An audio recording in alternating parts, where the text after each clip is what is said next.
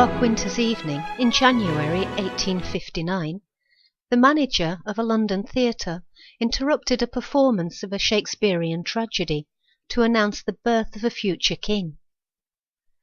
The auditorium erupted into rapturous applause, and the audience spontaneously rose to its feet with a hearty rendition of God Save the Queen.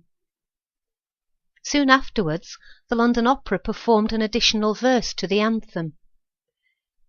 Hail the auspicious morn, to Prussia's throne is born a royal heir. May he defend its laws, joined with old England's cause, and win all men's applause. God save the Queen.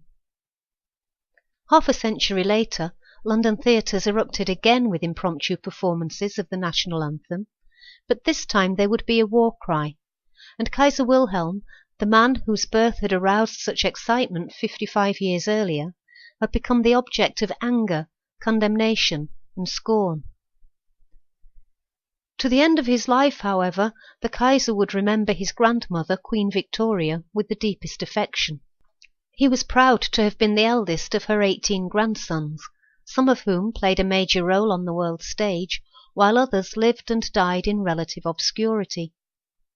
Born into 8 very different families, their upbringing and their fortunes varied widely.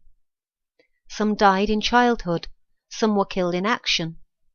Others lived to see grandchildren of their own.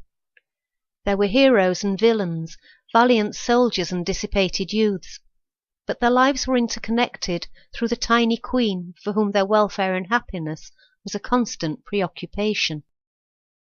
As part of a wide extended family, they lived through the halcyon days of the late 19th century European monarchies, witnessing the most spectacular and the most tragic events of the age.